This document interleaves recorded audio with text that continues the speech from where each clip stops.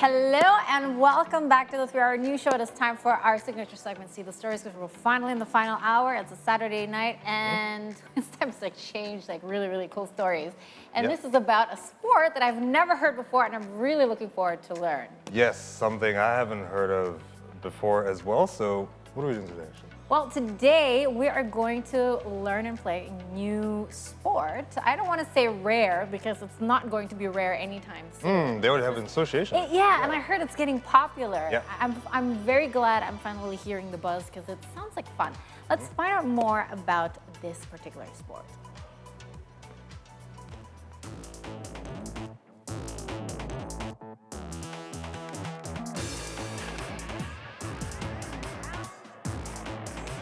Also known as spike ball. It is a dynamic sport that combines elements of volleyball and foursquare. Just foursquare.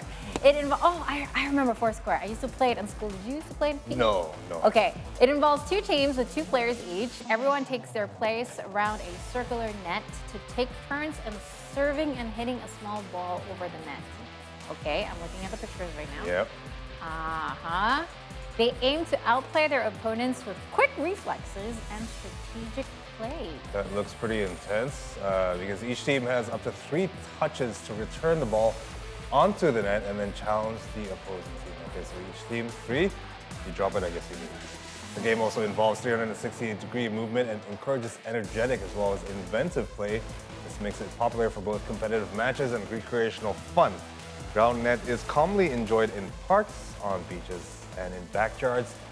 It offers engaging gameplay, physical fitness benefits, and teamwork training. Oh yeah, reflex training too. Yeah. Did you see how you had to I know volleyball makes it a little bit easier because it's heavier, it's bigger, but this is like softball size, right? Right. How are you ever gonna hit this? And catch it. Okay, Catch I'm it. I gonna guess. catch it. Well, I don't know. Catching it is one thing though. Yeah. But I find having to hit it and then you have to hit. Did you see how people hit? It's I saw someone jumping sky high. And there's no racket. It's your hand. Right.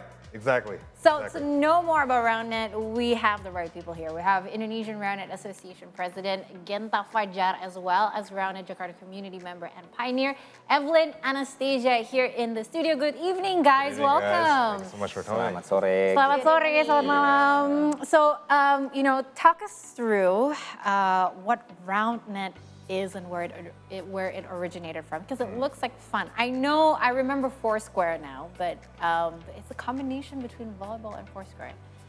Can you put it together for us? Yes. Yeah, so actually RoundNet is an American origin games. Right. It was founded from a family because it was like a family backyard game.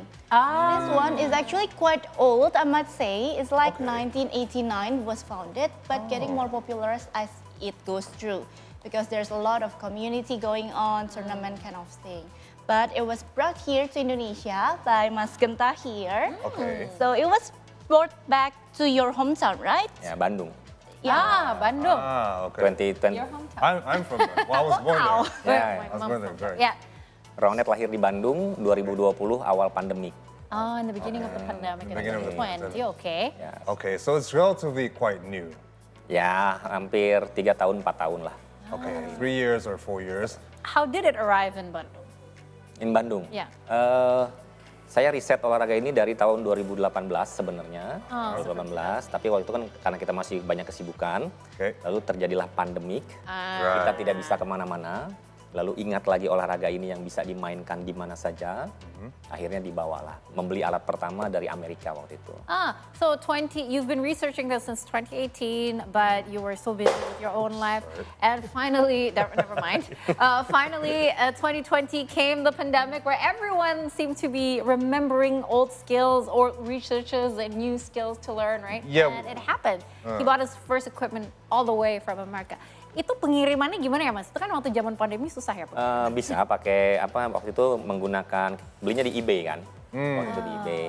Nah karena pandemik nggak boleh kemana-mana, kami tetap bermain berolahraga, akhirnya menyebar luas, karena kan memang waktu itu banyak yang lagi nggak kerja kan, jadi kita berolahraga. Dan bersyukur juga gara-gara pandemik RoundNet berkembang. So you started it with your family? Yeah, with my friends With your friends. in Bandung. In Bandung. Ah. Okay, so I guess it was a popular sport in the States, right? And you brought it here. If I was wrong. Yeah. Okay. So actually, as you already said, it's called Spikeball, but Spikeball. Spikeball is actually a brand. So the game genre or name is actually Roundnet. So Okay. Spikeball is a brand popularized and it's getting more popular in America and in like Western Europe, and it's starting getting attention here in Asia. As also last year, I think we held the first ever Asian Championship as Yeah, in well. Bali. Wow. In Ah, Bali. so that was the Fast. video that we saw before, right? Okay. 6 negara hadir. Okay.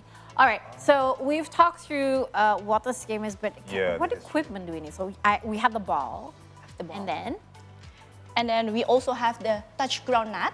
that's called the Yeah. touch ground net. We have Yeah. the touch ground net Right. right So here. as we know, this one is like a rubber ball. And then Mas Genta also said that this was like beach volleyball meets a circular ground and then have a baby. It become a round net, So right? how do you actually play it? What are Yeah. the rules? Exactly. Yeah. It's quite similar with beach volleyball, 2-on-2 game player. And then 2-on-2, you said. 2-on-2. Maksimal 3 sentuhan dalam satu Yeah. tim. Okay. Kan kalau di volley kan maksimal 3 sentuhan. Yeah. Lalu dia Harus melewati pindah. net kan. Aha. Nah, perbedaannya kalau round net, netnya di bawah. Ah. Harus dipukul atau disentuh. Oh, so in volleyball, you'd have a maximum of 3 touches, right? Before the ball needs to leave to the other side. Right. But in round net, you have to Touch. punch it, Spike. spike Spike it it. to Yeah, the. spike it. Right, so you can't catch it. You're not allowed to catch it. Right, Tidak so you boleh. kind of spike it. So you're not allowed to catch it at all. Oh, How do you get the I see. points?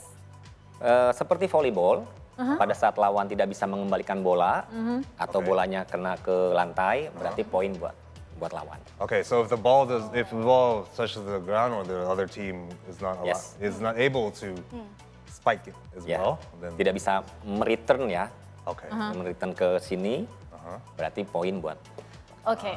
It's So, like the cues for volleyballs is whenever the ball passes the net, right? Yeah. Right. But for this round net, whenever the ball touch the net, it means it other team's playtime. oh, okay. So my next question is, I really need to stand up and ask because in volleyball you would have 2 halves, right? It's Yeah. this side and this side. Yeah. Do you have 2 sides in round net as well? Yeah. So it's like 1 touch, 2 touch, 3 touch, and then you'd have to pull it there, and then the opponent needs to take it. Oke. Dalam round net, kita tidak ada ruangan, semuanya 360 derajat. So you're allowed to. Ya, kita Move kita around. boleh 360 derajat So- mengejar bola. Oh, so okay, so there's 360. You're allowed to use the entire. Yes. Yeah. So if it's not the opponent's ball at the time, Ya. what can the opponents do? Do they like? Oh, tidak boleh. Oh, okay. Pelanggaran. Oh, Okay, so they Yeah. have to step back, is it? Yes, memberikan jalan. Oh, so they have to wait. So they have to wait and give space for Yeah, the give other space, team betul. until 3 touches and it goes Ya, maksimum. maximum 3 Minimum. touches. right. So you One One spike. satu kali boleh, 2 kali boleh, maksimal 3 kali. Alright. Pada saat lawan tidak bisa mengembalikan bola, Ah. berarti poin buat kita. and we cannot impede or we cannot stop the other player from. No. cannot Tidak block. boleh. So that would be a penalty. Fault, ya. A fault. What happens if there is a fault? Poin bagi lawan. So you direct penalty. Yeah. Right. So the other team gets a point if you impede. Ya. Right. Okay. Itu istilahnya hinder. Yeah, if you hinder. Okay. Okay, wait. How many points do you need to win a match? Harus berapa poin? 21 point. Like badminton. Is it a Like half badminton. or is it 2 halves or quarters or? So there's a 2 sets Two of sets. points. Sets. Each of the team player has to win by 2. It's Sets. like 2-0. It calculated as you win. But One per set. set, you need to collect 21 rally points. Rally point. Like a Yeah. badminton. Rally So point. it's pretty much like that. Oh, okay. Interesting. Okay. Kalau satu-satu baru rubber set. Set ketiga. So Jadi- yeah. So jadi a memang- total of 2 sets. If you don't win, if it's a tie, then you have to go to a Yeah. rubber set. Ya, Okay. memang Just like badminton. Okay, memang yeah, mengadopsi banyak olahraga-olahraga yang sudah populer. So it's adopted based on a lot of very popular sports. Yeah. Because it was founded in 1989, right? Yes. That's relatively much younger than say like football. You know what? This is a smart family. Yes. instead of Yeah. a family sport. I might actually, do this. How much space does this game need? Standar usually maybe 5 meters, 5 meters, 5 meters. 5 kali 5 meter. Because or else Cukup. you'd be way too far from the Yeah, net, yeah. right? Kita bisa main di sini, saat ini juga bisa di luar ruangan, parkiran. Makanya ini cepat Oke. berkembang karena olahraganya bisa digunakan di mana saja. Di pantai, on the beach. I mean, it's a little like badminton. You know, like in your complex or in your house, Yeah. you see a lot of people playing over their gates or whatnot. Yeah, I mean, the yeah. good thing, and it's so true. Mas Gentai just mentioned that Yeah. it is so popular and so easy to do because you can play it in any terrain. Yeah. Yes. As long as you have a steady ground, anyone can play because this one is like super soft Yeah. rubber and squeezy ball, right? So even kids can play as well. Kids- It's not that dangerous. Toddlers? My kid's 4. My kids Toddlers. are. Oh, yeah, he would just, My kids too, and he would yeah, just hit at me. he'd just go like this. My daughter would just go like this. All right. So, Okay. Okay, so you brought it here in 2022, 22. right? And it seems like it's grown quite fast. Did you have an association already? Yes. When you brought it here? Okay. Yeah. All right. So We're sitting back now. Yeah, because we're going to play in the next segment. Okay. Anyways, So I the- mean, how has it developed? Is it growing more popular? Like, how many people are playing it? Ya, setelah hampir 2 tahun, maka kami di beberapa komunitas, waktu itu ada Malang, Bandung paling banyak, karena memang Lahirnya di situ. saya melahirkan ini ada di Bandung, Oke. maka komunitas yang paling banyak adalah di Bandung. Banyak klub, sampai hari ini juga ada, turnamen-turnamen juga banyak. Klub ya? Ya, How many klub, clubs? kita sebutnya. Mungkin sampai hari ini di Indonesia sekitar 19 sampai 20. And how many provinces? Cool. How many province yang aktif itu ada 4, yang kepengurusan asosiasi ada 13 provinsi. 13. Ya, That's a lot. That's secara kepengurusannya. yeah, Yeah. secara kepengurusan, associative wise that would be legally enough for a national sport, right? Yes. It would be Yeah. qualified as a CONI member. that's actually our intention, our vision and Our vision. dreams. Our Yeah. dreams to make it like a national extracurricular. So every school, university can also play it. And can you imagine one day Yeah. this round net can be like national Olympics, like in national yeah. PON. Yeah. PON, in Right. national sports association kind of thing. So actually, Mas Genta is also elected as the head of the presidents throughout those 13 provinces. Mas Genta is the one who leading it. So the structure is basically there's a pengurus besar, right? Yeah. That's the Yeah. main association PB. for all national PB, and then there's the provincial association. Right. Yeah. Going fast. So are you guys exhibitioning in this year's PON or Belum. Oh, Karena belum. What's the harus criteria? harus menyelesaikan administrasi 18 provinsi kepengurusan. sekarang minimal 18 Ya, ya? setengah 50 plus 1 kalau dari KONI pusat. Yeah. Because it was different back in 2010 when rugby was trying to get into CONI. There was a lot less provinces than there is now. So the criteria at that time was 10, but now there's 18 ya. Ya, target kami 2028 PON di NTB NTT kami bisa eksebisi. Okay, so good luck to that. So 2028 would be your goal to exhibit at the National Olympics in Nusa Tenggara, Yeah. right? Yeah. Okay. All right, so we're gonna try and play this in the next segment, but before we get to that, tell us about if someone wants to get into it.